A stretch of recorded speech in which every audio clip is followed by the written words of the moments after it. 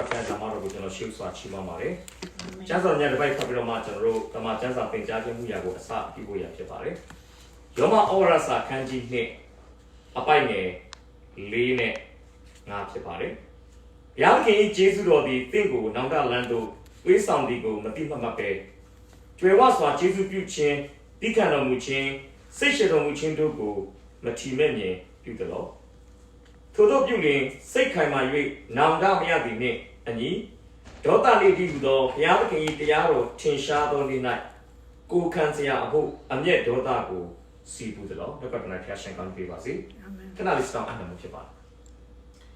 အဖဖျားကိုတော့ကိုကြီးစုတင်တယ်ကျွန်တော်ဘာကိုချီးမွမ်းပါတယ်တရှင်တဲ့မျက်မှောက်တော်မှာတွင်ဝင်ချီးကပ်ပြီးတော့မှအသက်ရှင်တဲ့ဘုရားရဲ့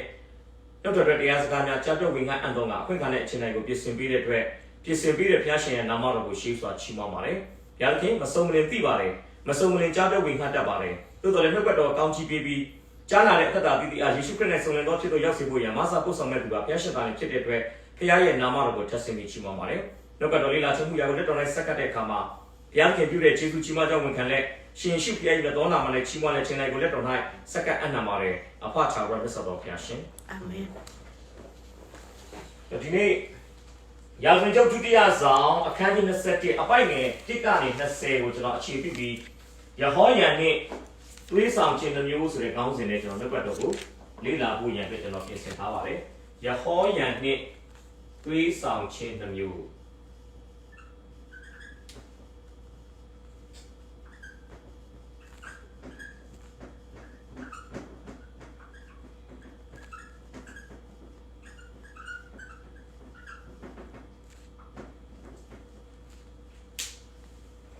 ဒီနေ့လေ့လာမယ့်ဇာတ်ကောင်ဟာကျွန်တော်တို့အရင်နေ့တွေကလေ့လာခဲ့တဲ့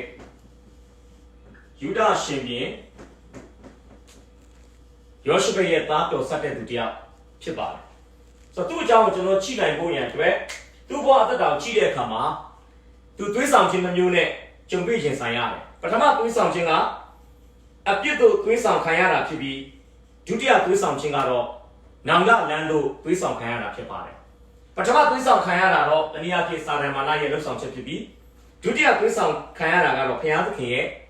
ပြုမှုလှုပ်ဆောင်ချက်ဖြစ်ပါတယ်ဆိုတော့ကျွန်တော်တို့တက်တာမှာလည်းယုံကြည်သူရဲ့လို့ဖြစ်ရင်ဒီတွေးဆောင်ခြင်းတစ်ခုကြားထဲမှာကျွန်တော်တို့တွာလာအသက်ရှင်နေရတယ်ဆိုတော့ကျွန်တော်ဒီနေ့ဖော်ပြပေးခြင်းနဲ့စာရန်ကကျွန်တော်တို့ကိုအပြစ်တို့နေ့စဉ်တွေးဆောင်တတ်တယ်လို့ဘုရားကလည်းအပြစ်တွေးဆောင်ရသူမလိုက်မပါစေဖို့ရန်အတွက်အပြစ်တွေးဆောင်ရသူလိုက်ပါမိခဲ့ရင်တော့မှကျွန်တော်တို့ကိုနောင်ကလမ်းတို့ပြန်လည်တွေးဆောင်တဲ့အရှင်ဆိုတော့ကျွန်တော်ဒီနေ့လောကတော်အဖြစ်ဖော်ပြပေးချင်ပါတယ်ဆိုတော့ပထမဆုံးချက်ကိုကြည့်အောင်နံပါတ်1ကိုကျွန်တော်ဘယ်လိုတတ်ထားလဲဆိုရင်အပြစ်တို့တွေးဆောင်ခံရခြင်း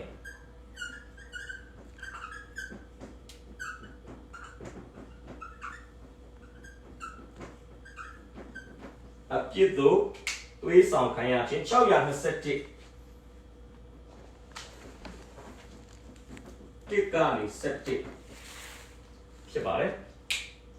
အရင်ဆုံးသူ့အကြောင်းလေးကိုကျွန်တော်နည်းနည်းလေးပေါ်ပြချင်တယ်သူ့ရဲ့မျိုးဆက်ကဘယ်လိုလာလဲဆိုရင်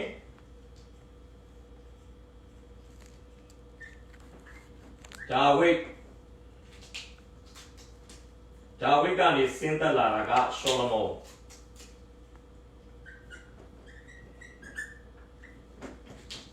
ကနေကျွန်တော်တို့ထပ်မံပြီးတော့မှဆင်းသက်လာတဲ့သူကတော့ဘာတူလဲဆိုရင်ယောဘောင်ဖြစ်ပါတယ်ယောဘောင်ကဆင်းသက်တာကအဘိယ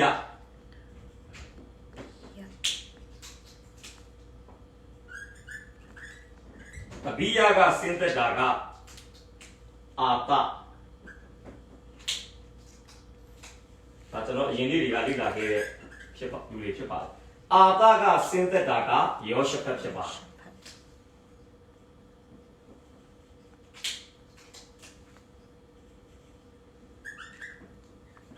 ယောရှဖတ်ကဆင်းသက်တဲ့လူကတော့ဒီနေ့ကျွန်တော်တို့လေ့လာမယ်ယဟောယန်ဖြစ်ပါတယ်ဒါသူတို့ရဲ့မိသားစုဆင်းသက်လာပုံကျွန်တော်နမူနာပေါ်ပြတာဖြစ်ပါတယ်ဆိုတော့ပထမဆုံးနံပါတ်1တစ်ချက်ကိုချိဖို့ရန်ကျွန်တော်ခေါင်းစဉ်လေးတက်ပေးခြင်းနဲ့ပထမနံပါတ်1က အပြစ်တို့သွေးဆောင်ခံရခြင်းအဲ့ဒီနောက်မှာနံပါတ်ကကြီးမာယွင်မှုဤအစလို့ကျွန်တော်တက်ပေးခြင်းပါတယ်မာယွင်မှုဤအစ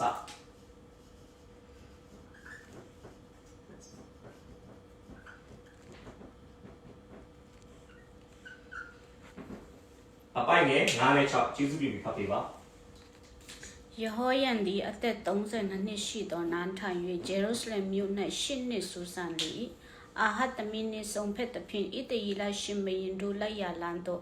အာဟတ်အမျိုးကဲ့သို့လိုက်၍ထာဝရဘုရားရှိတော်၌ဒုစရိုက်ကိုပြု၏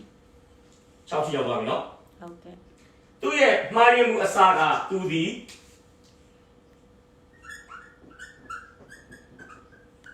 အာဟတ်သမီးနဲ့ဆုံဖက်တယ်ဟိုတနေ့ကကျွန်တော်လေ့လာခဲ့တယ်နော်ယောရှုဘရဲ့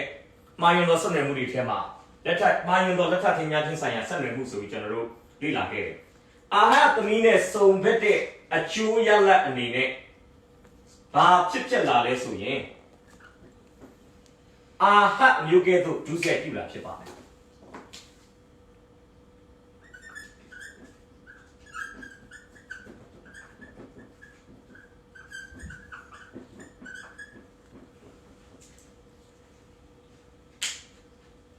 ခုတနေ့ကလည်းကျွန်တော်တို့ဆွေးနွေးပြီးသားဖြစ်ပါတယ်ကျွန်တော်ဘာဆွေးနွေးခဲ့လဲဆိုရင်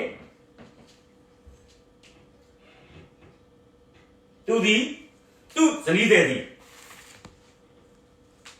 အာဟတ်ရဲ့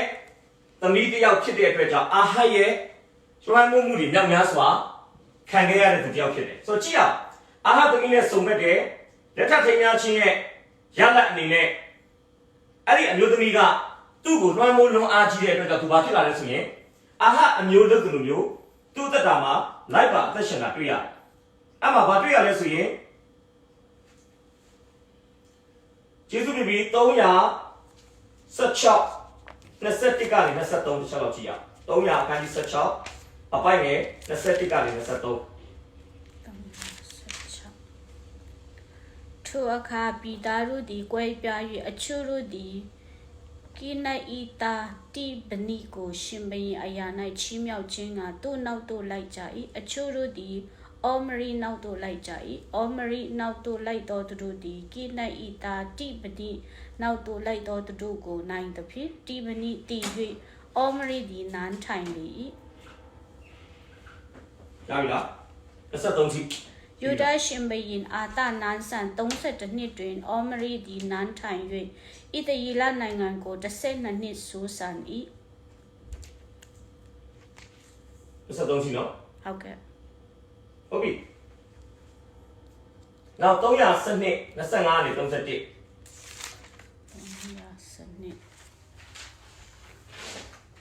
25နဲ့31ထို့နောက်ယေရောပေါင်သည်အေဖရင်တောင်ပေါ်မှရှီခင်မြို့ကိုတည်၍နေရာချ၏ထိုမြို့မှသွား၍ပင်နွေလမြို့ကိုလည်းတည်၏ယေရောပေါင်ကဤနိုင်ငံသည်ဒါဝိဒ်မင်းမျိုးလက်သို့ပြန်ကောင်းပြန်လိမ့်မည်ပြည်သားတို့သည်ထာဝရဘုရား၏ဗိမာန်တော်၌ရစ်ပူဇော်ခြင်းကဂျေရုဆလင်မြို့သို့သွားလျှင်သူတို့စိတ်နှလုံးသည်မိမိတို့သခင်ယူဒရှင်ဘုရင်ယောပေါင်ဖက်သို့ပြောင်းလဲ၍ငါကိုတတ်ပြီးမှယူဒရှင်ဘုရင်ယောပေါင်ဖက်သို့တဖန်ဝင်စားကြလိမ့်မည်ဟုအောက်မိသောကြောင့်သူတစ်ပါးနှင့်တိုင်ပင်၍ရွှေနွားတငယ်နှကောင်ကိုလှုပ်ပြီးလေ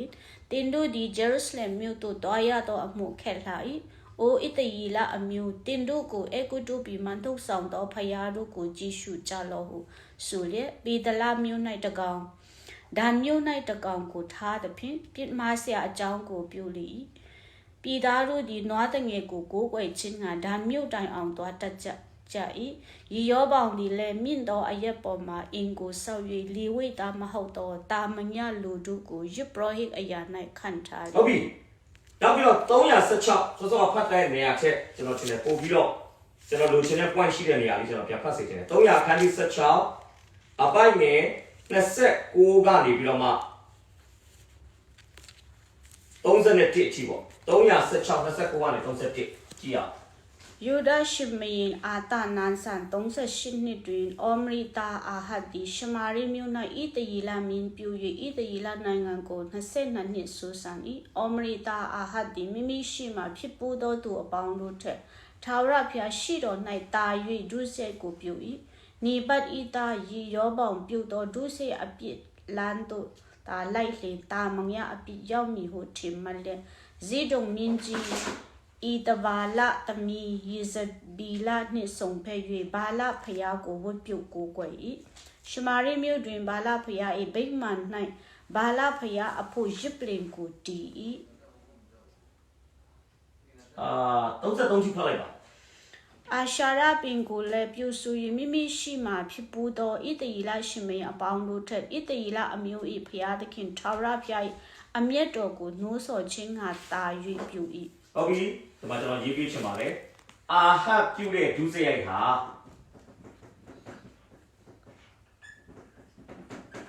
သူ့ရှိမှရှိထားမှုတဲ့ရေရောပေါင်ပြုသောဒုစရိုက်ချက်ကြီးတယ်ဆိုတာကျမ်းစာမှာတွေ့ရတယ်ဘာလို့လဲသူကရေရောပေါင်လုပ်တဲ့ဒုစရိုက်ကိုလုပ်ရင်ဒီမှာကျွန်တော်ဖတ်ပြမယ်နေပိုက်သားရေရောပေါင်ပြုသောဒုစရိုက်အပြစ်လန်းတို့သာလိုက်ရင်တာမညအပြစ်ရောက်မည်ဟုထင်မှတ်လက်ဒါကြောင့်ဘာလို့လဲမယုံကြည်သူစီးတော်မင်းကြီးရဲ့သမီးယေဇဗေလနဲ့လက်ထပ်ရုံတော့မကဖခင်ရဲ့အမျက်တော်ကိုလို့ဆိုတဲ့အလုပ်တွေသူလုပ်တာတွေ့ရတယ်သူဘာတွေလုပ်လဲကျွန်တော်ရေးပေးမယ်ယေဇဗေလနဲ့ဆုံဘက်တဲ့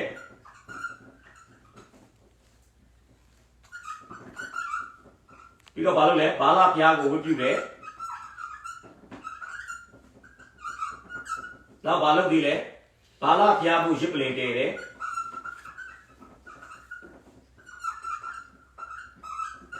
အာရှာရကိုပြုစုတယ်ဟုတ်ပြီအာရှာရကိုပြုစုတယ်အဆုံးလေးမှာတော့အမျက်တော်ကိုနိုးစော်တယ်ဒီဘက်မှာတော့ရေရောပေါင်လုပ်ခဲ့တဲ့ဒုစရိုက်ကတော့ရွှေနွားတငယ်နှစ်ကောင်ကိုလုပ်တယ်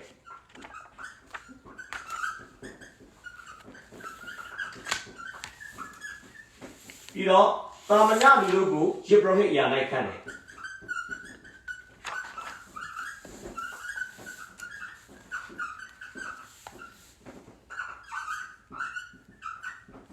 ြီးတော့ကိုယ်ပိုင်စီရင်သောဘာသာရေးအစီအစဉ်များကိုပြဋ္ဌာန်းတယ်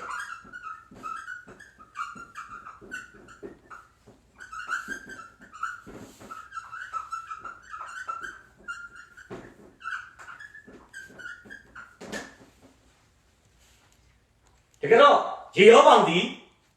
တော်တော်ဆိုးတဲ့ဘုရင်ဖြစ်ပါတယ်ဒါပေမဲ့ယေဟောဗောင်ဆိုးတာတဲ့အာဟတ်ကကိုဆိုးတယ်သူတဲ့စီနီယာကြတဲ့ဣသရေလနိုင်ငံရဲ့ပထမဆုံးရှင်ဘုရင်ဖြစ်တဲ့နေဗတ်ရဲ့သားယေဟောဗောင်ရဲ့လမ်းကိုပဲသူလိုက်ရင်သူလုပ်တဲ့အပြစ်ဒီတာမညအပြစ်ဖြစ်မှဆိုးတဲ့အတွက်ကြောင့်အာဟတ်ကဘာလုပ်လဲဖခင်ရဲ့အမျက်တော်ကိုသူ့အရင်မှာဒုစရိုက်တွေပြုခဲ့တဲ့ယေဟောဗောင်ဘုရင်ဖြစ်တော်မှာနိုးစော်တယ်လို့ကျမ်းစာကမှတ်တမ်းတင်တယ်ဆိုတော့ကျွန်တော်ပြောချင်တာအဲ့လောက်ဆိုးတဲ့အာဟတ်နဲ့ယေဇဗေလရဲ့သမီးကိုဘာလို့လဲဆိုရင်သူမင်္ဂလာဆောင်ခဲ့တာဖြစ်ပါတယ်ကျွန်တော်အမှလည်းလေးရေးပေးမယ်စီဒိုမင်းကြီးရဲ့သမီးကိုဆောင်ခဲ့တယ်စီဒိုမင်းကြီးရဲ့သမီးကိုဆောင်ခဲ့တယ်အဲ့ဒီမိန်းမကတော့ယေဇဗေလလို့ခေါ်ပါတယ်ဘယ်သူနဲ့သူဆောင်ခဲ့လဲဆိုရင်ဣသရေလရှင်ဘုရင်အာဟတ်နဲ့ဆောင်ခဲ့တာဖြစ်တယ်သူတို့ကမွေးလာတဲ့သူတို့ရဲ့သမီးလေးဟိုတနေ့ကကျွန်တော်ကျမ်းစာသင်တဲ့အခါမှာပါပြီးပါပြီအာတလိကသူလည်းအရွယ်အချိန်တန်ရွယ်ရပါတဲ့အခါမှာလက်ထပ်သိမ်းခြင်းအမှုကိုပြုတယ်ဆုံးဘက်တဲ့ဒါအာတလိဖြစ်ပါလေ sorry ဣသရေလနိုင်ငံရဲ့မင်းသမီးဖြစ်တဲ့အာတလိဟာယူဒနိုင်ငံရဲ့မင်းသားတစ်ပါးဖြစ်တဲ့ယောရှဖတ်ရဲ့သားယဟောယံအခုကျွန်တော်လေ့လာမယ့်ပုဂ္ဂိုလ်နဲ့မင်္ဂလာဆောင်တယ်တကယ်တော့အာတလိဟာအဘ အာဟတ်နဲ့အမိရေစပေလာတို့ကမွေးဖွားလာတဲ့သမီးတစ်ယောက်ဖြစ်တယ်ကျွန်တော်ပြောချင်တာအဖေလည်းတကယ်ကိုဝิญဉ်ပိုင်းဆိုင်ရာမှာစိုးမိုက်တဲ့အရာတွေကိုပြုချစ်တဲ့ဘယင်ဖြစ်တယ်လို့အမေကလည်းအဖေထက်တောင်ပို့ပြီးတော့မှစိုးညစ်တဲ့မိဖုရားတစ်ပါးဖြစ်တယ်အဲ့နှစ်ပါးကမွေးလာတဲ့သမီးလေးသည်ဣသရေလနိုင်ငံကနေယူဒနိုင်ငံမှာအိမ်အောင်ကြပြီးရောက်လာတဲ့အခါမှာဘာယူလာလဲသူ့ရဲ့မိဘနှစ်ပါးစီကစက္ကန့်ထားတဲ့စိုးညစ်တဲ့အမှုအကျင့်တွေကိုဣသရေလနိုင်ငံကနေယူဒနိုင်ငံကိုတည်ဆောင်လာပြီးဘာလို့လဲသူကဝါဒဖြန့်တယ်ပဲခေါ်မလားမှားယွင်းတဲ့မိစ္ဆာအယူတွေကိုသူမိဖုရားသူလက်ထပ်တင်များချင်းအဖြစ်ရောက်ရှိလာတဲ့ယူဒနိုင်ငံမှာသူဘာလို့လဲဆိုရင်ကျင့်သုံးတယ်ဆိုတာတွေ့ရတယ်ပြောချင်တာသူယောက်ျားလဲပါလဲမာဘယ်လိုက်လို့လိုက်ပဲပါပေါ့ကျန်တာမှလည်းပြောတယ်တစ်ကော15 33မှာမကောင်းသောသူတွေနဲ့ပေါင်းဖော်ခြင်းအဖြစ်ကောင်းသောအကျင့်လေးတွေဒီယူရွေးတယ်ပြောတာဒါကြောင့်သူဒီယဟောယံဒီအာဟိုက်သမီးအာသမီးနဲ့လက်ထပ်တင်များတဲ့အခါမှာအာသမီးမှာရှိတဲ့မကောင်းတဲ့အမှုအကျင့်တွေဟာယဟောယံကိုကူးဆက်ပြီးဒါဆိုတိုင်းသူပြည်သားတွေကိုယ်တိုင်တွေလေမှားရတဲ့ကိုးကွယ်မှုတွေထဲမှာဘယင်ရဲ့အနိုင်ချက်ပြုခြင်းအဖြစ်ပါဝင်ရတယ်ဆိုတာကျမ်းစာကဖော်ပြတာဖြစ်တယ်။ဒါကြောင့်ကျွန်တော်ပြောချင်တာကနံပါတ်ကကြီးမှားယွင်းမှု၏အစဘယ်ကနေစလဲလက်ထပ်ထိမ်းများခြင်းကအိမ်တော်ရေးကနေပြီးတော့မှဒီမှားယွင်းတဲ့ကိုးကွယ်မှုကြီးမှားယွင်းတဲ့အမှုအကျင့်တွေဘာဖြစ်လို့ယူဒနိုင်ငံမှာကူးဆက်လာတာဖြစ်ပါတယ်။ဒါကြောင့်ယေရှုပြုတော်မှာတစ်ကော15 33ကြည့်အောင်တစ်ကောခန်းကြီး15ပိုင်းနဲ့33ဆက်လောက်ဖတ်ပြပါပြီးရင်ဧဖက်လေး20ခွန်မကောင်းသောသူတို့နဲ့ပေါင်းဖော်ခြင်းအပြင်ကောင်းသောအကျင့်တလိယူရွင်တတ်၏ဘာပြောလဲမကောင်းသောအာဟတ်သမီးအာဒလီနဲ့ပေါင်းဖော်ခြင်းအဖြစ်ယောရှဖတ်မင်းကြီးရဲ့သားဖြစ်တဲ့ယဟောယံဒီမကောင်းတဲ့သူ့မှာရှိတဲ့ကောင်းတဲ့အကျင့်တွေဘာဖြစ်သွားလဲယူရွင်သွားတယ်ဟုတ်နော်ကြည့်ရအောင်ဧဖက်လေး20ခွန်အမျက်မပီပဲနီမဝင်စီနဲ့မာနကိုအခွင့်မပေးကြနဲ့ဟုတ်ပြီမာနကိုကျွန်တော်ပြောလေမာနသည်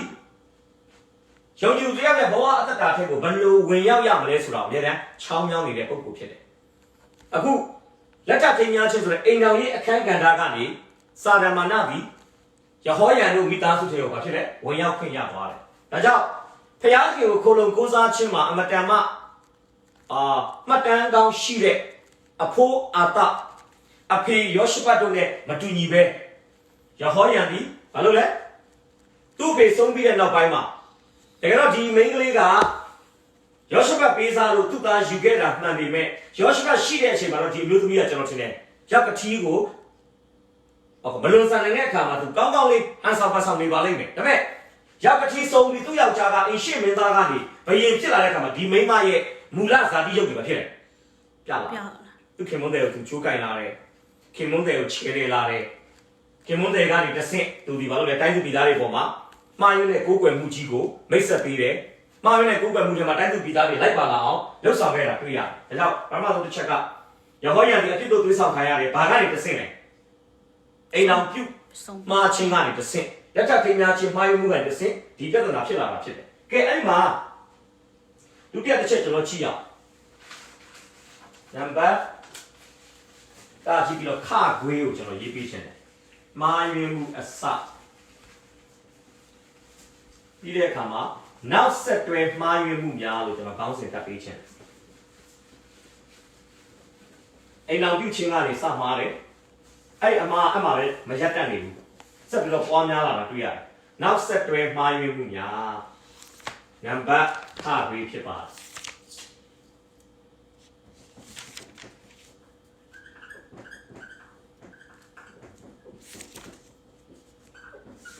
နောက်ဆက်တွဲမှားယွင်းမှုများကျေးဇူးပြုပြီးတော့အပိုက်ငယ်6ရယ်7ရယ်73ရယ်ကျွန်တော်ဖတ်စီချင်တယ်6ရယ်7ရယ်73ရယ်ကျေးဇူးပြုဖတ်ပေးပါ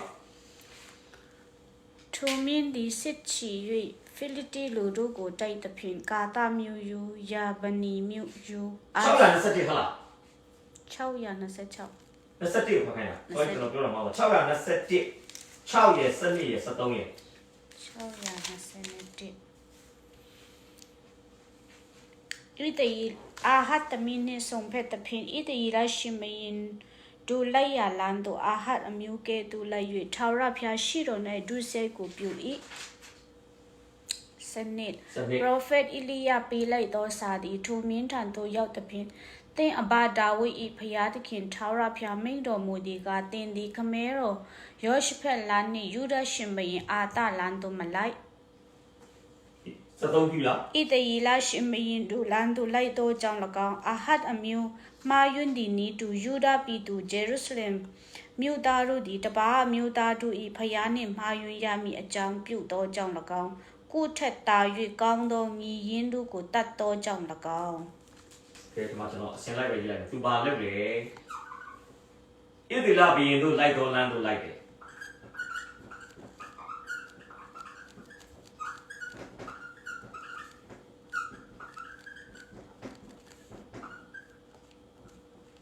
ဒါဘာလို့လဲဣသီလဘီရင်တို့လိုက်တော်လမ်းဆိုတာကရုပ်ထုစင်ထုဘာလို့လဲကိုးကွယ်ဒီမှာနေရာအခက်ခဲတော့ကျွန်တော်အကုန်မရေးပြီးတော့ဒုတိယယူဒပြည်သူယေရုရှလင်မြို့သားများကိုတပါးမြို့သားတို့၏ဘုရားနှင့်မာယွန်းစေဒ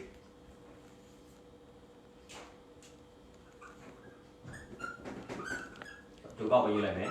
ယေရုရှလင်မြို့သားများကိုတပါးအမျိုးသားဘုရားနှင့်မာယွန်းစေတယ်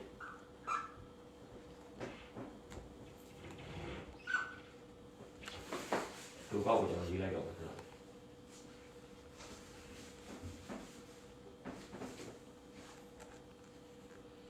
ဂျေရုဆလင်မြို့သားများနှင့်ဣသရေလရှင်ဘုရင်တို့လိုက်တော်လမ်းဆိုတော့ဒီကောက်ကိုရေးလိုက်မယ်ပြီးလို့ရှိရင်တပါးအမျိုးသားဘုရားတို့နဲ့မှားယွင်းစေတယ်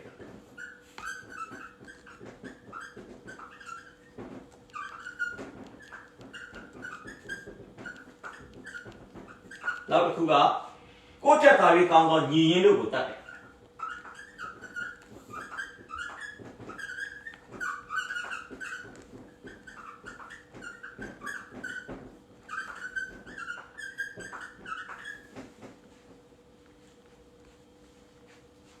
ညီရင်ဖြစ်နိုင်လားဖေးတူမေတူလည်းဖြစ်နိုင်တယ်လို့ဖေးတူမေဝဲလည်းဖြစ်နိုင်လိမ့်မယ်။အဲ့တော့ထဲမှာနောက်ထပ်မင်းကြီးမင်းသားတွေဘာလို့လဲလဲတပ်လိုက်တပ်ဖြစ်လိုက်တယ်အဲ့မှာ600အခန်းကြီး21မှာကျွန်တော်နည်းနည်းလေးဆက်ပြောချင်တာလေးရှိတယ်600အခန်းကြီး21ဘယ်လောက်မှကြည့်မလို့အပိုင်နဲ့4အပိုင်နဲ့4တစ်ချက်လောက်ကြည့်ရအောင်နော်ယေဟောယန်ဒီခမဲတော်နိုင်ငံ၌တည်သောအခါကိုခိုင်ခန့်စီငီတော်အပေါင်းတို့ကို၎င်းဣတယီလမိုးတော်မတ်တော်တချို့တို့ကို၎င်းဓာနဲ့တတ်လီဟုတ်လားအားလုံးမတတ်ဘူးနော်တချို့ကျွန်တော်နားလည်သလောက်ပြောရမယ်ဆိုရင်တော့အဲ့တချို့ဒီသူ့မိမမာရွေးနဲ့ကိုးကွယ်မှုတွေနဲ့ခြေလေခြင်းတိုင်းခြေလေတဲ့အခါမှာကျွန်တော်ထင်တယ်အမားပြင်ပြီးတဲ့ထောက်ပြတဲ့ရှေ့မီနောက်မီဖျားကိုတီးတဲ့မူမှတ်တွေဖြစ်ကောင်းဖြစ်လိမ့်မယ်နောက်သူညီတွေကလည်းတီးလိမ့်မယ်အခုမိမကဟလာဘယ်လိုအမျိုးအစားမျိုးလဲအကိုဒီမိမရဲ့လွမ်းမှုခံရရင်တိုင်းပြည်ပြတ်မယ်ဆိုတာသူညီတွေကတီးလိမ့်မယ်ဒါကြောင့်ဒီမိမကသူ့ယောက်ျားကိုကျွန်တော်ထင်တယ်ဘယ်လိုခေါ်မလဲသူ့ယောက်ျားကိုဂျိုးကန်ပြီးတော့သူ့ယောက်ျားကိုဂုံးလျှော်ပြီးတော့မလုပ်လိုက်လေသူတို့ရဲ့အာဏာတည်မြဲရေးကိုစန့်ကျင်နိုင်တဲ့တနည်းအားဖြင့်ဣသရေလရှင်မျိုးတို့လိုက်တော်လမ်းကိုလိုက်တာတွေတပါးမျိုးသားဖျားတွေနဲ့မှားယွင်းစေတာတွေဒီကိစ္စတွေကိုသူတို့လုပ်တဲ့အခါမှာအနောက်ရှက်ပေးနိုင်မယ်လို့သူတို့ကြိုတင်မြင်ထားတဲ့ညီအရင်းတွေနဲ့မူမှတ်အချို့ဘာလို့ပြလိုက်လဲတပ်ပလိုက်တော့တပ်ပလိုက်တော်ဆိုးရနော်ပြဿနာရဲ့အစကအာဟသမီးနဲ့လက်ထပ်တာအဲ့အမျိုးသမီးနဲ့လက်ထပ်ခြင်းအဖြစ်အာဟအမျိုးတကယ်သူဒုစရိုက်ကိုပြုယုံတာမှာကအာနာရလာတဲ့အခါမှာနန်းတော်ထဲမှာဘာလို့လဲတကယ်ခရောက်တယ်မကြိုက်တဲ့ကိစ္စတွေသူလုပ်တယ်ဒါဆိုသူလက်ချက်မှာနိုင်ငံတွေတွေးချောင်းစီးတယ်အဲ့ဒါကအပြစ်လန်းလို့တွေးဆောင်ခံရတာဖြစ်တယ်ကဲနံပါတ်1ဒါပထမဘိုင်းဖြစ်ပါတယ်နံပါတ်2ကိုတော့ကျွန်တော်ဘယ်လိုရေးပေးချင်လဲဆိုရင်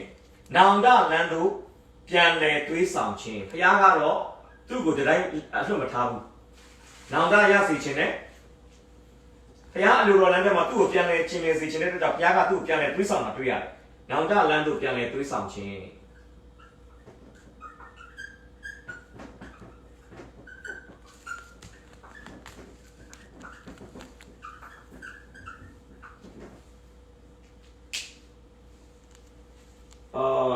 ကျမ်းပိုက်တွေကျွန်တော်ကြည့်စီခြင်းနဲ့621ခွန်ကနေ10ပြီးရင်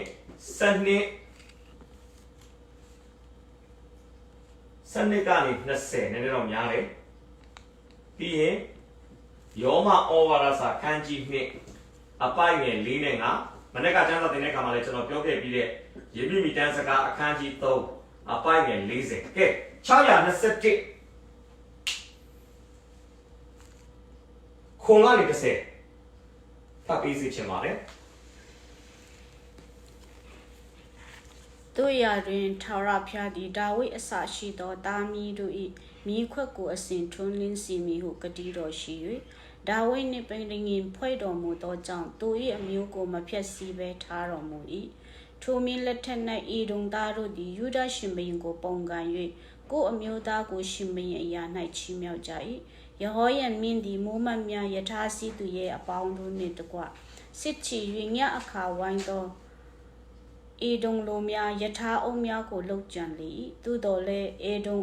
ပြည်သားတို့သည်ယနေ့တိုင်အောင်ယူဒရှင်ဘုရင်ကိုပုံကန်ကြ၏ထိုကာလ၏လိဗနပြည်သည်လည်းပုံကန်၏အကြောင်းမို့ကားယဟောယန်သည်ဘူဘီတို့၏ဖျားသခင်ထာဝရဘုရားကိုစွန့်၍ယူဒတောင်အပေါ်မှမြင့်သောအရက်တို့ကိုတီလုပ်သဖြင့်ယူဒပြည်သူဂျေရုဆလင်မြို့သားတို့သည်တပါးအမျိုးသားတို့ရဲ့ဖျားနှင့်မှားယွင်းရမည်အကြောင်းအနိုင်အထက်ပြုတည်းဟုတ်ပြီပြောမယ်သူအမားတွေလုပ်တယ်ဘုရားသခင်ကဘာကိုထောက်တယ်သူ့ဘိုးဘေးဖြစ်တဲ့ဒါဝိဒ်နဲ့ပြုထားတဲ့ဗရိညင်ဒါဝိဒ်အမျိုးဟာယူဒရာဇပလင်မှာအမြဲတမ်းတည်ရမယ်ဆိုတဲ့အမှုရာကိုဘုရားသခင်ကထောက်ထားတဲ့အတွက်ကြောင့်သူ့ကိုဘာဖြစ်လဲတိုင်းပြည်မှာဆက်လက်အုပ်ချုပ်ခွင့်ပါလို့လဲပေးတာဖြစ်တယ်ကဲချီအောင်အဲ့တော့ဘုရားသခင်ကသူ့ကိုနှမျောတဲ့အတွက်ကြောင့်ဘာလို့လဲနောင်တလမ်းကိုတွေးဆောင်တယ်အဲ့မှာကျွန်တော်ရေးပြမယ်နံပါတ်ကကြီးတွေးဆောင်ပုံတွေးဆောင်ပြီး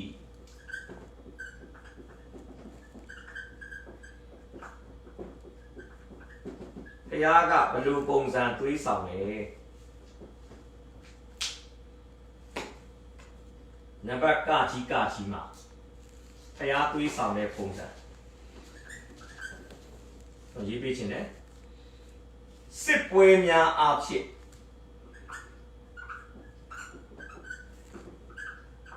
တိုင်းပြည်ထဲမှာဖြစ်လာတဲ့မတက်မှုတွေကနေတစ်ဆင့်မိမိရဲ့အားနည်းချက်ကိုသူပြန်လဲဆန်းစစ်နိုင်ဖို့ရန်အတွက်ဘုရားကလှုပ်ဆောင်တာတွေ့ရအဲ့စစ်ပွဲမှာဆောဆောကကျွန်တော်တို့ကျမ်းစာဖတ်သွားတဲ့အခါမှာတွေ့ရတဲ့စစ်ပွဲတွေပထမစစ်ပွဲပေါ့ပထမစစ်ပွဲကဘာလဲဆိုရင်ပုံကန်စစ်ဖြစ်တယ်သူအုပ်ချုပ်ထားတဲ့သူ့တိုင်းပြည်ထဲမှာရှိတဲ့ဒေသတွေဖြစ်တဲ့အေဒုံပြည်နဲ့လိဗနပြည်ကဘာလို့လဲဆိုရင်ပုံကန်တာဖြစ်ပါတယ်အေဒုံရဲ့လိဗနပြောမယ်ဆိုရင်ပြည်တွင်းကအဖွဲ့တွေကသူ့ဘာလို့လဲစန့်ကျင်တာဖြစ်တယ်ဒါကြတော့ဒီလိုကျွန်တော်တို့အားလုံးသိပါတယ်ရှောလမုန်ဖြစ်တဲ့ကိုလည်းကျွန်တော်လေ့လာတဲ့အခါမှာရှောလမုန်ဘုရားစကားကိုနားထောင်တဲ့အချိန်မှာတတိုင်းပြည်လုံးမှာငြိမ်းချမ်းတယ်ဣသရေလလူမျိုးတွေကသင်္ဘောသဖန်းပင်အောက်မှာထိုင်ပြီးတော့မှအေးလူဘာစစ်ပွဲမှမရှိဘဲနဲ့နေရတယ်ဒါပေမဲ့ရှောလမုန်ဒီဇနီးသက်ထောင်ယူပြီးတဲ့နောက်ပိုင်းနှလုံးသားမှာဘုရားသခင်အလိုတော်လမ်းကလွဲချော်တဲ့အခါမှာဘာဖြစ်လာလဲသူ့တိုင်းပြည်ထဲမှာပုံကံမှုတွေဖြစ်လာတယ်ပြောချင်တာပါလေတစုံတယောက်ဥမာပြမိသားစုမှာအိမ်တော်ဦးစီးနေရာမှာရှိတဲ့ဖခင်မိခင်ကိုတာသမီတွေကပုံကံလာတဲ့အခါမှာအဖွဲ့အစည်းမှာရှိတဲ့ခေါင်းဆောင်တစုံတယောက်ကိုငယ်သားတွေကပုံကံလာတဲ့အခါမှာအဲ့ဒီခေါင်းဆောင်တွေအဲ့ဒီမိဘတွေကမိမိအသက်တာကိုဘုရားသခင်ရဲ့မျက်မှောက်တော်ထဲမှာဘာလို့လဲဆိုရင်ပြန်လဲဆန်းစစ်ဖို့လိုတယ်ဒါပြောလို့ဆိုရင်အချက်ပြတယ်လို့ပြောလဲမမှားဘူးတာသမီတွေဆိုရင်မိဘကမိမိဘုရားခင်ရှေ့မှာဘယ်လိုအခြေအနေနဲ့အသက်ရှင်လဲညာကြည့်ဖို့လိုတယ်ဒါပုံကံစစ်နဲ့မပြီးသွားဘူးကြပုံကံစစ်တွေဂျုံတဲ့အခါမှာနောင်တမရပဲလေယေဟောယန်ကဆက်ပြီးမိုက်တဲ့အခါမှာဘုရားခင်သူ့ကိုတုံတင်တဲ့အရာကတစ်ဆင့်မြင့်လာတယ်ကျူးကျော်စစ်ဖြစ်လာတယ် ကျူးကျော်စစ်ကတော့နိုင်ငံခြားတိုင်းပြည်ကသူ့လာတိုက်တာအပိုင်က16ဆက်ခွန်ဖတ်ပေးပါ ထိုနောက်မှထာဝရဘုရားသည်ဖိလိတိလူကိုရှာပြည်နှင့်နီးသောအာရဗ်လူတို့ကိုယဟောယံမင်းတစ်ဖက်နှိုးဆော်တော်မူသဖြင့်သူတို့သည်ယူဒပြည်သို့ခြီလာ၍လှုပ်ကြံကြ၏နန်းတော်၌တွေ့သည်များသောဥစ္စာများနှင့်ရှင်မရင်သားမယားများတို့ကိုတင်သွားကြသဖြင့်အထွေးဆုံးသောသားအာခဇိမတပါတယောက်မျှမကြံကျွင်း ဘာလို့အကစီကြံတောင်းလုံးလို့မဟုတ်ဘူးဒါဝိဒ်မင်းမျိုးကို ချန်ကစ မပြတ်စေချင်တဲ့ပြက်ကရက်မြတ်လို့ခေါ်တဲ့အကြံအကျွေးလေးကိုဘာလို့ထားလဲ ချန် ဒါကတော့ဘုရားကြီးလာကြောက်ကျွန်တော်တို့အပိုင်ကခုနေပါလေတို့ရပြီသာရဘုရားသည်ဒါဝိဒ်အစရှိသောသားမီးတို့၏မိခွက်ကိုအစဉ်ထွန်းလင်းစေမိဟုဂရိတော်ရှိ၍ဒါဝိဒ်၏ပြည်ကြီးဖွဲ့တော်မူသောကြောင့်သူ၏အမျိုးကိုမဖျက်ဆီးဘဲထားတော်မူ၏အဲဒါကြောင့်ဘယ်လိုကြောင်ရလဲ အာခဇိ နိုင်ငံခြားကစစ်တပ်တွေကတိုင်းပြည်ကိုဟလာနေပြည်တော်တော်လာသိမ့်ပိုက်ပြီးတော့သိမ့်ပိုက်တဲ့အခါမှာအလုံးစုံသောသူတွေကိုတပ်ဖြတ်ပြီးမှဘယ်သူ့ကိုထားထားလဲ အာခဇိ ရှင်ပြည်ဤသားမယားများကိုသိမ်းသွားကြသဖြင့်အထွေးဆုံးသောသားအာခစီမတပါတယောက်မျှမကြံကျွင်းဘာလို့ခြံထားလဲဘုရားရဲ့ဂရုဏာတော်ကြောင့်ဘာလဲဒါဝိဒ်မင်းမျိုးကိုဘာမှဖြစ်စေချင်လို့လဲ ချန် မပြတ်စေချင်လို့ကြံကျွင်းစေချင်လို့ဖြစ်တယ်ဟုတ်ပြီစကြည့်အောင်နောက်တစ်ခုခခွေးဘုရားသခင်ကနောင်ကလန်ကိုပထမသွေးဆောင်တဲ့အခါမှာပြည်တွင်းမှာဖြစ်တဲ့တိုက်ပွဲတွေပြည်ပရဲ့ကျူးကျော်စစ်တွေအားဖြင့်ယဟောယံရဲ့အသက်တာဘုရားကနောင်ကလန်ကိုသွေးဆောင်တယ်အဲ့ဒီအထူးသဖြင့်တော့ပုံကန်စစ်နဲ့ကျူးကျော်စစ်ကြားထဲမှာဘုရားကဣသရေလနိုင်ငံမြောက်ပိုင်းမှာရှိတဲ့ prophet အေလိယကိုအသုံးပြုပြီးသူ့ကိုနောင်ကလန်ကိုသွေးဆောင်တယ်အဲ့မှာကျွန်တော်ရေးပြမယ် prophet အေလိယဤစာအားဖြင့်လူကိုယ်တိုင်တော့မလာဘူးစာရေးပြီးသူ့ကိုနောင်ကလန်ကိုသွေးဆောင်တာဖြစ်တယ်သူ့အမားကိုပေါ်ပြတယ် prophet Elia i sa apit စနစ်ကနေ15 ဖိုင်ရမလား โอเคဖတ်ပြီးပါ Prophet Elia ပြီးလိုက်သောစာသည်ထိုမင်းထံသို့ရောက်သဖြင့်တင်းအဘဒါဝိ၏ဖျားသခင်ထာဝရဘုရားမိန်တော်မူသည်ကတင်းဒီခမဲတော်ယောရှဖက်လန်နှင့်ယူဒရှင်ဘရင်အာတလန်တို့မလိုက်ဣတယေလရှင်ဘရင်တို့လန်တို့လိုက်သောကြောင့်၎င်းအာဟတ်အမျိုးမှားယွင်းသည်နီတူယူဒပြည်သူဂျေရုဆလင်မြို့သားတို့သည်တပါးမြို့သားတို့၏ဖျားနှင့်မှားယွင်းရမည်အကြောင်းပြုသောကြောင့်၎င်းကိုထက်သာ၍ကောင်းသောညီရင်းတို့ကိုတတ်သောကြောင့်၎င်းထာဝရဘုရားသည်တင်ဤလူများတင်ဤသားမယားများတင်ဤဥစ္စာရှိသမျှကိုကြီးစွာသောဘီနိတံကတ်တော်မူမည် ဟုတ်ပြီကြည့်မယ်နော်သူသည်ယူဒနိုင်ငံကဘယင်တစ်ပါးဖြစ်တယ်ဆိုတော့ယူဒနိုင်ငံပဲဖြစ်ဖြစ်ဣသရေလနိုင်ငံပဲဖြစ်ဖြစ်ကျွန်တော်ယုံကြည်တယ်ဘုရားအသုံးပြုတဲ့ prophet တွေရှိပြီးသားဖြစ်ပါလိမ့်မယ်ဒါပေမဲ့ယေဇဗေလသူ့အမေယေဇဗေလလက်ထက်မှာ prophet တွေကိုအသက်အန္တရာယ်ရှာခဲ့တယ်လို့ပဲသူ့သမီးအာတလိဒီလည်းကျွန်တော်မြင်ပါတယ်ယူဒနိုင်ငံမှာရှိတဲ့ prophet တွေကိုအန္တရာယ်ပြုပါလိမ့်မယ်ဆောစောမူမတ်တွေကိုတတ်တဲ့အခါမှာကျမ်းစာအမှတ်တမ်းမပေါ်ပြပေမဲ့ prophet တွေလည်းပါကောင်းပါသွားနိုင်တယ်အားကြောင့်ဖျားစကားပြောမဲ့လူယူဒနိုင်ငံမှာမရှိတော့အားကြောင့်ဘာလုပ်လဲဗျာဣသရေလနိုင်ငံမြောက်ပိုင်းနိုင်ငံမှာရှိတဲ့ဣသရေလလူမျိုးတွေကြားထဲမှာ prophet ပြုတယ်ဘာလို့ဆိုအေလိယာတို့အေလိရှဲတို့ prophet ယောနာတို့ကပါလေလေမြောက်ပိုင်း prophet တွေဖြစ်တာဒါကြောင့်မြောက်ပိုင်း prophet ကြီးကတောင်ပိုင်းဘုရင်ကိုတတိပေးဆုံးမဖို့အတွက်ဘာလုပ်ရလဲစာရေးရတယ် စာရေး ဒီမှာကျွန်တော်မှတ်သားစရာကောင်းတဲ့အရာတစ်ခုကယဟောယံဘုရင်နဲ့အေလိယတို့ကဘာလဲဖြစ်ပြိုင်လို့ပြောလို့ရတယ်ဒါကြောင့်အေလိယကဘယ်ကလေးကရှိပြီးသားလဲအာတလိရဲ့အဖေအမေဓမ္မရာဇဝင်တတိယဆောင်အခန်းကြီး7:18 19မှာကလေးကဘယ်လိုအကြောင်းတွေ့ရလဲအေလိယနဲ့အာဟယေဇဗေလကဖြစ်ပြိုင်အခုကျွန်တော်ထင်တယ်အဲ့ချိန်မှာအာဟတ်တို့ယေဇဗေလတို့ရှိလားမရှိလားကျွန်တော်ဒီကျမ်းစာ600အခန်းကြီး21ရာတော့ကျွန်တော်အတိအကျမတွေ့ရအောင်ကျွန်တော်တခြားရာဇဝင်ကျမ်းတွေနဲ့နှိုင်းယှဉ်တော့ကျွန်တော်တွေ့ရလိမ့်မယ်ဒါလည်းလေ့လာစရာကောင်းတဲ့အရာတစ်ခုဆိုတော့ပြောချင်တာကအခုက အဖေအမေလက်ထက်ကလေးကအမှုတော်ဆောင်ခဲ့တဲ့အေလိယဟာအခုသမီးလက်ထက်မှာတော့ရောက်နေပြီလေဒါကြောင့်အချိန်ကတော်တော်လေးကြာပြီဗျအေလိယအမှုတော်ဆောင်တဲ့ကာလတော်တော်လေးကြာပြီကျွန်တော်နဲ့အေလိယအမှုတော်ဆောင်တဲ့ကာလရဲ့နောက်ဆုံးပိုင်းတော့ဖြစ်မလားလို့ကျွန်တော်ထင်တယ်နောက်ဆုံးပိုင်းတော့ဖြစ်မလားလို့ထင်တယ်ဒါကြောင့်အေလိယကိုမချီဆောင်မသိမ်းဆဲခင်ပါရေးလေစာဘာလို့လဲစကားနဲ့လာပြောဖို့အခွင့်မတာတာဖြစ်နိုင်လာရင်လေအေလိယရဲ့အသက်အန္တရာယ်ကိုရှာနိုင်တာတကြောင်ဒါမှမဟုတ်အေလိယရဲ့ရှိနေတဲ့နေရာနဲ့သူရှိတဲ့နေရာဝေးတာလည်းဖြစ်နိုင်တယ်အဲဒါဘုရားကကျွန်တော်ထင်တယ်လမ်းမှာစာသေးဆောင်လာတဲ့အောင်တမန်တွေအားဖြင့်စေတမန်တွေအားဖြင့်အဲ့စာသည်စိုက်စိုက်ညံ့ညံ့ရဟောရစီပါဖြစ်လေရောက်လာပြောချင်တာပါလေစစ်ပွဲတွေအားဖြင့်ဘုရားကသူ့ကိုတတိပေးနေပြီမင်းကိုမင်းစင်ကျင်တော့မဟုတ်တာတွေကိုရက်တန်းကရက်တော့တိုင်းပြည်ထဲမှာလည်းပုံကံမှုတွေဖြစ်နေပြီတိုင်းတစ်ပါးလည်းမျိုးကျူးကျော်နေပြီမင်းအခြေအနေမကောင်းတော့ဘူးရဟောရန်ကြီးမရဘူးဒါဘာလို့လဲကျွန်တော်ပြောချင်တာကျွန်တော်ဒီမှာတော့အောက်စုတူသွားအောင်စစ်ပွဲများအားဖြင့်လို့ကျွန်တော်ပြောပြီးမယ်တကယ်တကယ်ကျမ်းစာရဲ့အစီအစဉ်ရရှိတဲ့အခါမှာပုံကံစစ်နဲ့ကျူးကျော်စစ်ကြားထဲမှာအေလိယစာပေးတာတော့အေလိယစာပေးပေမဲ့နောင်တမရတဲ့အခါမှာသူစီရင်ခံရတဲ့ဒီဂရီကဘာဖြစ်လာလဲမြင်လာတယ်ရာဇဝင်ကျုပ်ဒုတိယဆောင်ခန်းကြီး36မှာပါတယ်လို့ပေါ့နေဘုကနေဇာကယူဒနိုင်ငံကိုချူးကျော်တယ်ပထမအချိန်ချူးကျော်တဲ့အချိန်မှာဘာပါသွားလဲဗိမာန်တော်တစားအချို့နောင်တရဖို့ကောင်းပြီနော်နောင်တမရဆက်မိုက်တယ်ဒုတိယအချိန်ချူးကျော်တဲ့အခါမှာကောင်းမွန်သောဗိမာန်တော်တစားများကိုယူသွားတယ်နောင်တမရဘူးတတိယအချိန်ချူးကျော်တယ်ဗိမာန်တော်ကိုမီးရှို့ဖျက်ဆီးပြီးတော့မှဘာလို့လဲဣသေလလူမျိုးတွေကိုယူဒလူမျိုးတွေဘာလို့လဲတိုင်းတစ်ပါးကိုကျုံပြွေးရပေါ်ဆောင်သွားတယ်အဲ့မှာချိရဒါလည်းဘုရားသခင်ကတကယ်တော့သူတို့ကိုဝန်နေပေးနေတာဖြစ်တယ်636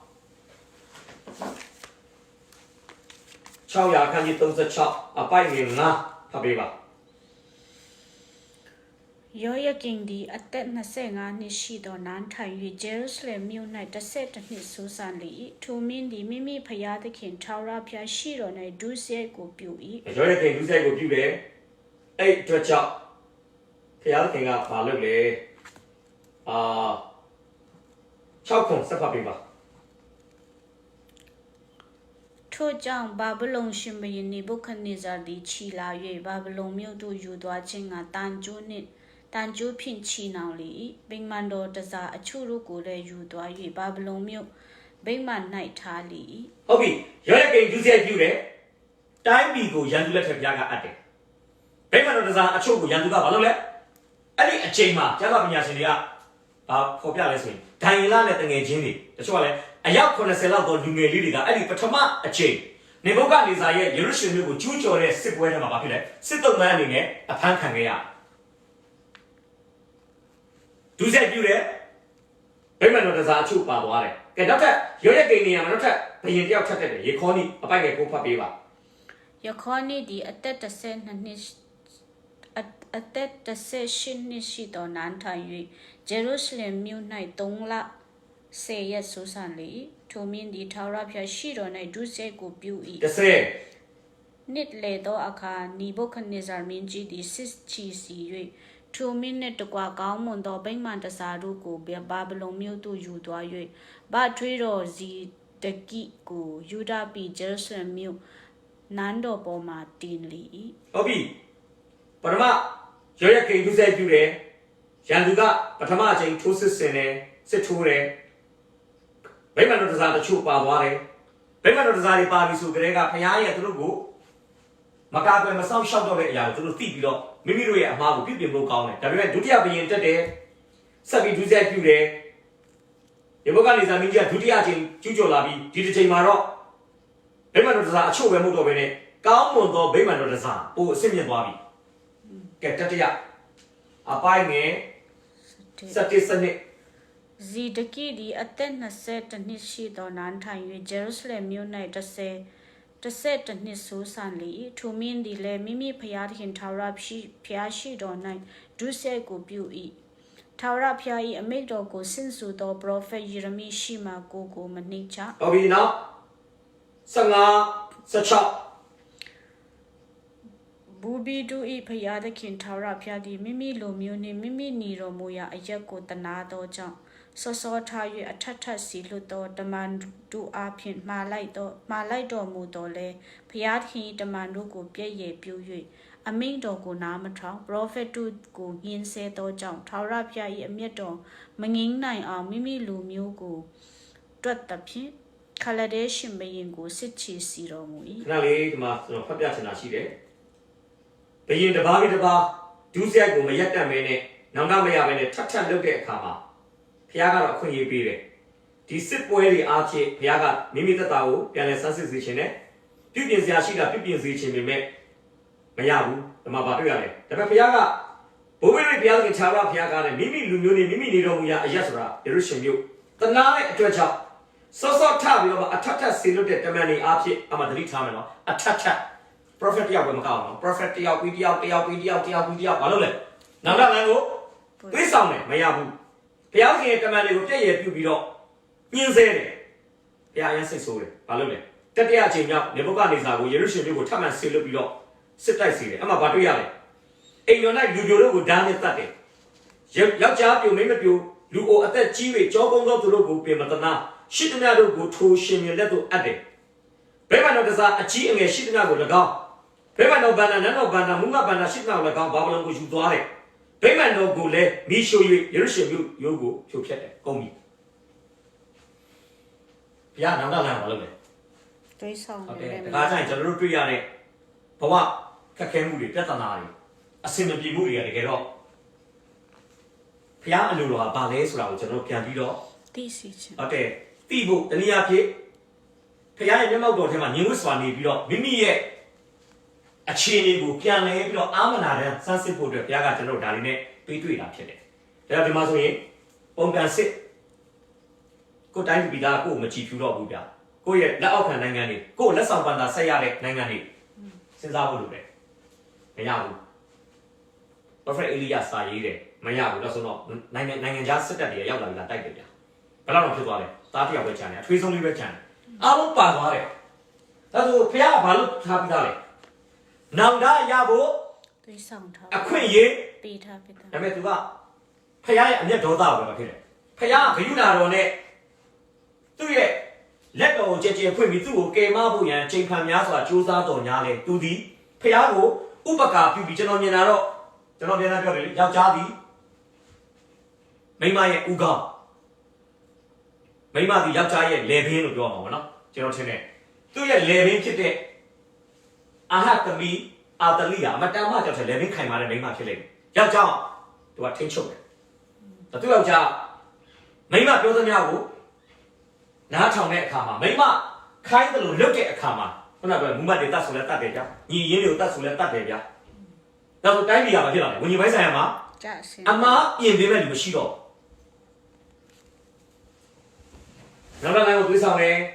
သွေးဆောင်မှုသွေးဆောင်ပြီးပုံကန်စစ်နဲ့သွေးဆောင်တယ်ကျူးကျော်စစ်နဲ့သွေးဆောင်တယ်ကဲနံပါတ်ခခွေးဘာဖြစ်လဲနံပါတ်ခခွေးကိုကျွန်တော်ဘယ်လိုကောင်းစင်လေးပေးထားလဲဆိုရင်နောင်တမဲ့အဆုံးသက်နောင်တမရဘူး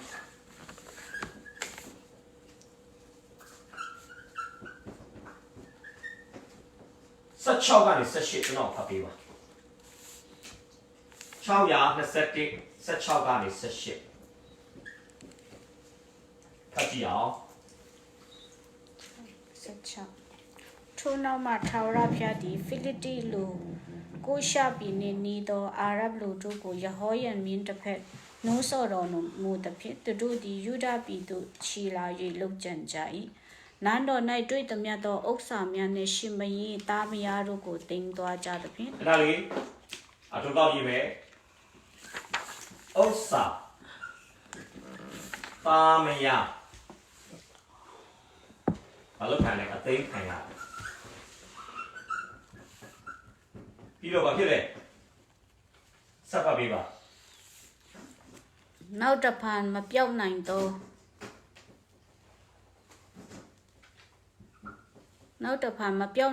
ဝမ်းနာဖြင့်ထာဝရဘုရားသည်ဒဏ်ခတ်တော်မူ၏ပြီးလား 18ထိ ပြီးပါလား ဟုတ် စပ်ပတ်ပြလိုက်လား20ပါဖတ်ပြလိုက် ရှင်ဘရင်သည်တာရှိစွာနာ၍နှစ်နှစ်စီသောအခါအနာပြင်းထန်သောကြောင့်ဦးထွက်၍အသက်ချုပ် ဟုတ်ပြီ ပြည်သားတို့သည်ဘူးတော်ပြီးတော်တို့အဖို့မီးရှို့ခြင်းကိုပြုတ်တကဲ့သို့ထိုမင်းတို့အဖို့မပြုတ်ယဟောယန်သည်အသက်32နှစ်ရှိသောနန်းထိုင်၍ဂျေရုဆလင်မြို့၌8နှစ်ဆူးဆန်ပြီးမှအဘယ်သူမျှမနှမျောပဲတည်သွား၏ဟုတ်လားအသက်32နှစ်မှာဘယင်ဖြစ်တယ်နန်းဆန်8နှစ်ဆိုအသက်40မှာဖြစ်တယ် တည်ဝါဦးထွက် ကျန်းစာတာရှိနာတယ်တချို့ကလည်းဥမကြီးကင်ဆာလိုမျိုးဖြစ်တယ်လို့ပြောတယ်နော်တချို့ကလည်းခံမှန်းတာယောဂမပြောင်းဘူးတည့်ပြီးတည့်ပဲဖြစ်လာတယ်ပူဆိုးလာတယ်ဒါဆိုတော့ဖြစ်သွားတယ်သူတည်တဲ့အခါမှာတိုင်းသူပြည်သားတို့နည်းနည်းလေးမှမနှမျောဘူးဝမ်းနေစားကောင်းတယ်နော်ကြောက်ချင်းတယ်သူတည်တဲ့အခါမှာလူတွေကဝမ်းနေဖို့နေနေတာတော့ဖြစ်တယ်ဥမာကျွန်တော်2000နဲ့19နဲ့တူတယ်ကျွန်တော်ဘယ်ရောက်လဲဆိုရင်ချင်းမိုင်ကိုကျွန်တော်သွားတယ်အဲ့ဒီဆရာမဘီဘီရဲ့အတိဒီစုလေးစီမှာကျွန်တော်စမ်းစာသွားတင်တယ်ဖြစ်ကျွန်တော်အဲ့ချိန်က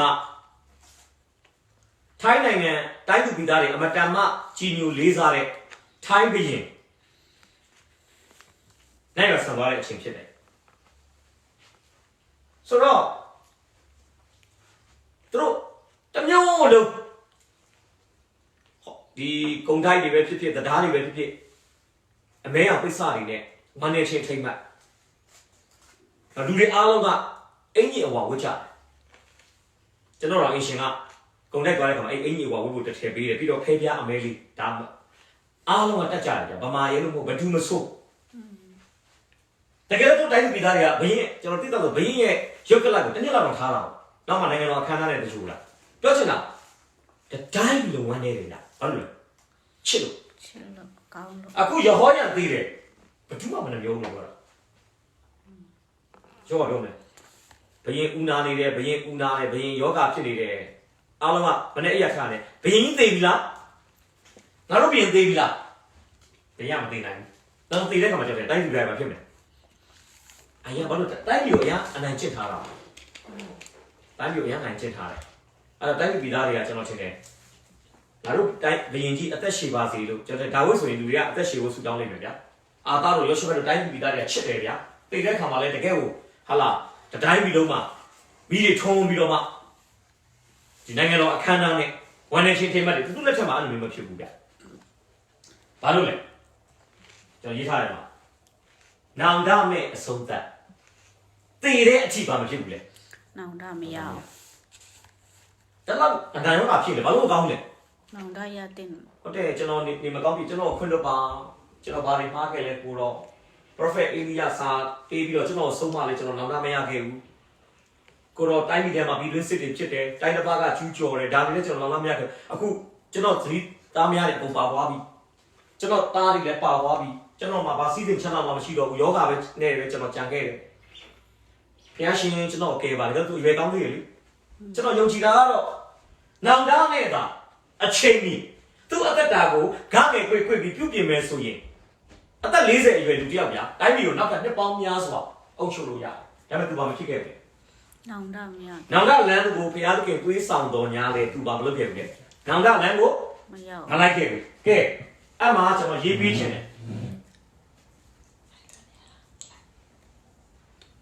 621အပိုက်ငယ်1 21နဲ့21မတူတော့ကျွန်တော်နှိုင်းရှင်ပြချင်အပိုက်ငယ်1 621ပိုက်ငယ်1ယောရှဖတ်သည်ဘူဘီတို့နှင့်အိပ်ပျော်၍သူတို့နှင့်အတူဒါဝိမြို့၌တကြိုချင်းကိုခံလေဟုတ်ပြီခဏလေးမှတ်ထားပေးပါယောရှဖတ်ဆိုတာဖတ်ထားပေးပါယောရှဖတ်နဲ့ဘယ်သူနဲ့မတူဘူးလေအခုကျွန်တော်လေ့လာမယ်ပုံပုံဖြစ်တဲ့ယဟောယ20မှာဖတ်ပေးပါယဟောယန်သည်အသက်32နှစ်ရှိသောနန်းထိုင်၍ဂျေရုဆလင်မြို့၌8နှစ်ဆူဆန်ပြီးမှ အဘယ်သူမျှမနှမျောပဲတည်သွား၍ဒါဝိမျိုးနဲ့တကြူတော်လဲရှင်ဘရင်တို့တင်းကြိုင်း၌မတကြူကြဟုတ်ပြီသူ့ကိုဒါဝိမျိုး၌တကြူတယ်လွယ်ချက်ဘက်ကိုပြီးရင်ရှင်ပြန်တင်းကြိုင်း၌တကြူတယ်ဘယ်လောက်အဆင့်တန်းရှိလဲ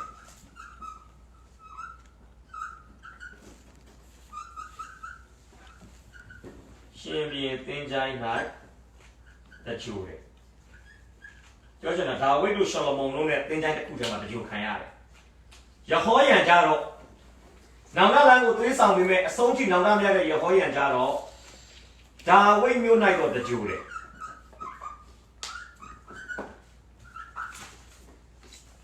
ယေရုရှလင်ကိုပြောချင်တာရှင်ပြန်တင်းကြိုင်း၌တကြူမခံရဘူး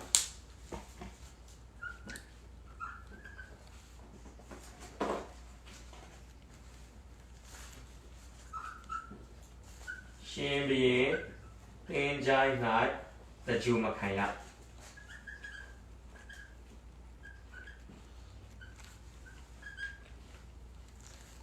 ဟုတ်တယ်နော်အဖေလုပ်တဲ့သူတုံးကတော့ယေရုရှလင်မြို့ဘုရင်တင်းကြိုင်းမှာကျွန်တော်ယုံကြည်တဲ့နိုင်ငံတော်အခမ်းအနားနဲ့တကယ်ကိုဟာလားစီကားတိုက်မြိုက်စွာတကြူခံရတာကြတော့လို့ပုံကျွန်တော်ပြစ်စလက်ခတ်ဘာလို့လဲသူဒီအပြစ်တို့တွေးဆောင်ခံရတယ်ဘာလို့လဲလက်ထပ်ထင်းများချင်းမှားယွင်းတဲ့အတွက်ကြောင့်မယုံကြည်သူမိန်းကလေးနဲ့လက်ထပ်တဲ့အခါမှာအဲ့အမျိုးသမီးရဲ့တဆင်သူ့ကိုဆွဲချသွားတာ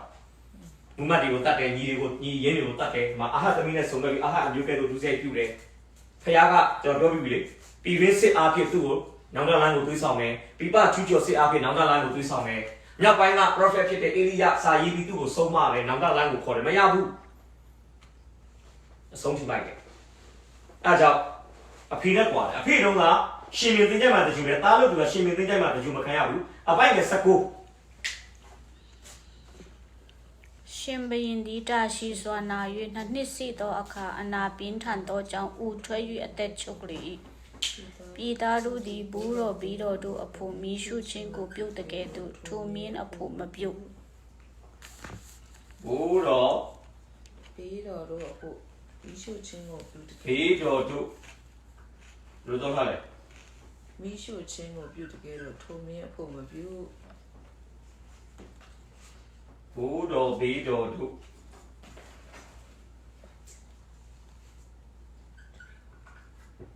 မီးရှို့ခြင်းကိုပြုတဲ့ကဲ့သို့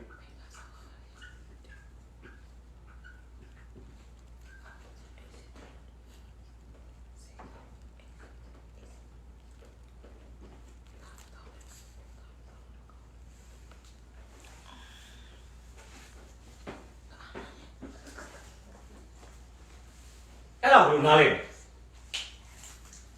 ကျမ်းစာကိုကျွန်တော်တာမန်ဖတ်ရင်တော့ဘယ်လိုထင်နိုင်လဲ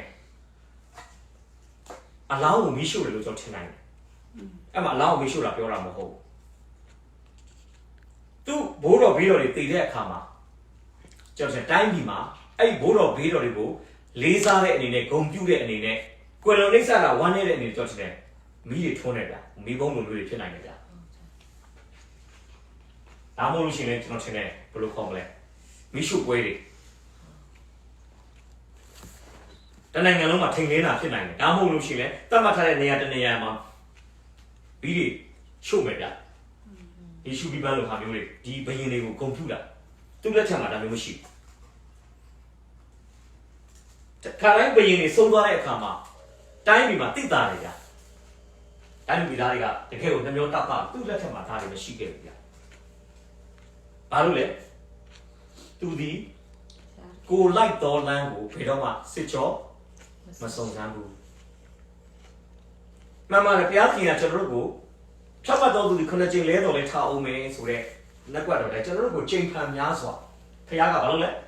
ဘုရားကဒုတိယအခွင့်အရေးပဲမကောက်ဘူးနော်ကျွန်တော်တို့ကိုတတိယအခွင့်အရေးသရုထအခွင့်အရေးပေါင်းများစွာပေးပြီးတော့မှနောက်နောက်လိုက်ဘာလို့လဲပိုးဆောင်ဆောင်ဒါတော့ကျွန်တော်ဒီနေ့ပြောချင်ပါတယ်နောက်နောက်လိုက်ကိုဘုရားခင်သွေးဆောင်လာတဲ့အခါမှာသွေးဆောင်တဲ့ဘုရားသခင်ကိုမထီမဲ့နေမပြုပါနဲ့ဘုရားရဲ့သွေးဆောင်ခြင်းကိုတန်ဖိုးထားပြီးတော့မှကျွန်တော်တို့နောက်သားနဲ့ဘုရားဆင်စီပြန်သွားဖို့လိုပါတယ်ကျွန်တော်ယုံကြည်တယ်ကျမ်းစာထဲမှာယုဒရှကာလူ ခရစ်တော်ကိုအသက်ပြ30နဲ့ရောင်းခဲ့တယ်မှားပါတယ်အမားကိုတည်တယ်ပတ်စံနဲ့ပြန်ပေးတယ်ဖြစ်တဲ့နာကသူအမားကျွလွန်ထားတဲ့ပုံကိုယ်တော်မြတ်ဖြစ်တဲ့အရှင်ရှုစီပြန်လာရင်အရှင်ရှုပေးတဲ့ခွင့်လွှတ်ခြင်းနဲ့သူ့ဘဝကတောက်ပတဲ့အနာကလှပတဲ့အနာကနဲ့ရပ်တည်လို့ရတယ်ဒါပေမဲ့ပုဂ္ဂိုလ်ကိုတတ်ပြီးသွားတယ်ပေတရုခရစ်တော်သုံးညင်ခဲ့တာပဲဒါပေမဲ့ယောဟန်ခရစ်ယာန်ခန်းကြီး27မှာအရှင်ရှုကဂါလိလဲအိုင်မှာပေတရုနဲ့စုစုပေါင်း9ယောက်ပေါ့ငါးဖမ်းနေတဲ့အခါမှာချစ်သားတို့ဆိုတဲ့စကားနဲ့သူတို့စီရောက်လာပြီးသူတို့ပြန်ခေါ်တဲ့အခါမှာပေတရုကဘာလုပ်လဲခရစ်တော်စီပြန်လာခဲ့ဒါကြောင့်အမှုတော်မြတ်ထဲမှာနောက်ဆုံးကတိုင်းမှာဇောက်ထိုးသိတဲ့အထိရှင်ပေတရုကအမှုတော်မြတ်ထဲမှာပါဝင်ခဲ့တဲ့ပုဂ္ဂိုလ်ဖြစ်တယ်ဆိုတော့ဒီနေ့ကျွန်တော်ပြောချင်တာကျွန်တော်ကိုးကွယ်တဲ့ဘုရားသည်စာလ23အပိုင်ငယ်ပြလောက်ဖတ်ပြီလားစာလ23ပိုင်ငယ်နဲ့အမှတွေ့ရလိုက်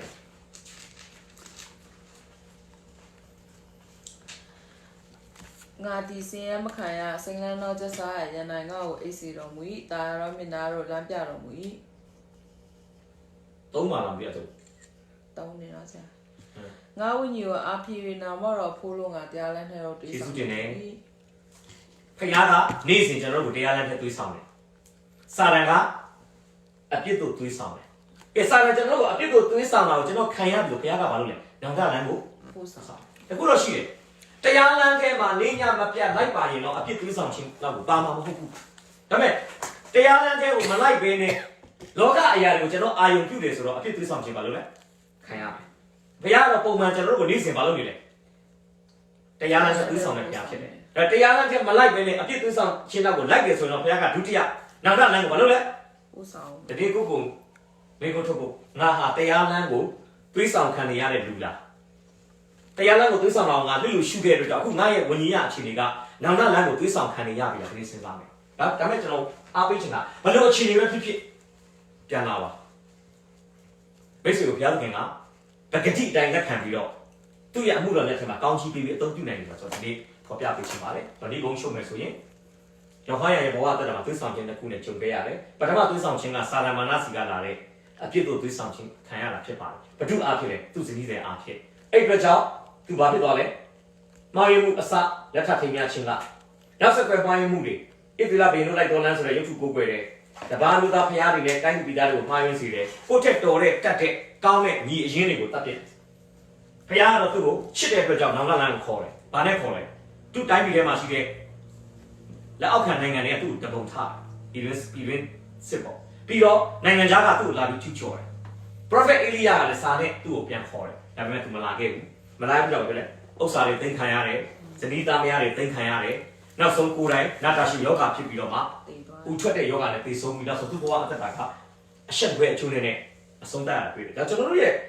နေ့စဉ်အသက်တာမှာကျွန်တော်ဒီကနေပါပြောပြခြင်းတယ်ဖခင်ရဲ့သွေးဆောင်ခြင်းကိုကြားလာတဲ့အခါမှာ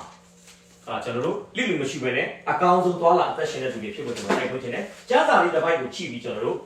့အဆုံးသတ်ဖို့ဖြစ်ပါတယ်။စာလံတစ်ချင်းတွေကကျမ်းစာတစ်ချက်ကျွန်တော်ပေးချင်ပါတယ်။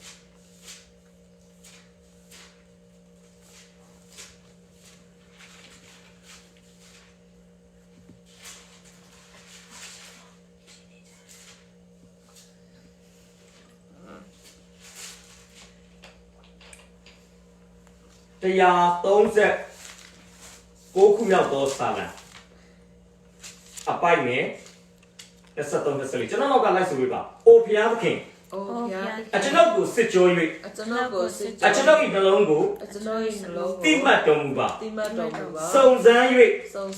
စိတ်အထင်များကိုလည်းစိတ်အထင်များကိုလည်းတိမှတ်တော်မူပါတိမှတ်တော်မူပါသို့သောလမ်းသို့သို့သောလမ်းသို့အကျွန်ုပ်လိုက်သည်အကျွန်ုပ်လိုက်မလိုက်သည်ကိုကြည့်ရှု၍မလိုက်သည်ကိုကြည့်ရှု၍ခြာရလမ်းထဲသို့ခြာရလမ်းထဲသို့သွေးဆောင်တော်မူပါသွေးဆောင်တော်မူပါနေ့စဉ်သက်တာမှာဘုရားသခင်ရဲ့ခြာရလမ်းတရားလမ်းထဲမှာသွေးဆောင်ခံရတဲ့သူများအဖြစ်နေ့စဉ်သက်တာမှာသွားလာအသက်ရှင်ဖို့နှုတ်ကတော်အားဖြင့်ကျွန်တော်တိုက်တွန်းပေးနာအားပေးချင်ပါတယ်။ရောက်တိုင်းပေါ်ဘုရားရှင်ကောင်းချီးပေးပါစေ။အာမင်။ခဏလေးဆုတောင်းမယ်နော်။အဖဘုရားကိုရောကိုကျေးဇူးတင်တယ်။ဒီနေ့ကိုရောကိုချစ်တော်သူများနဲ့နမတော်နဲ့အတူတူကတွေ့ဆုံပြီးတော့မှနှုတ်ကတော်လေးလာရတဲ့မှုကိုပေးတော်ကြောင့်ကျေးဇူးတင်တယ်။နှုတ်ကတော်အားဖြင့်စကားပြောတော်ကြောင့်ကိုရောကိုကျေးဇူးတင်တယ်။တဲ့တော်တွေမှာသားတို့ရဲ့နှုတ်ကတော်လေးလာခြင်းမှုကိုပြန်လဲဆက်ကတ်တဲ့အခါမှာရှင်ယေရှုဖခင်၏မြတ်တော်နာမ၌ချီးမွမ်းတဲ့အချိန်တိုင်းကိုလက်တော်၌ဆက်ကတ်အနှံပါတယ်။အဖထာဝရဘက်ဆက်တော်ဖခင်ရှင်။အာမင်။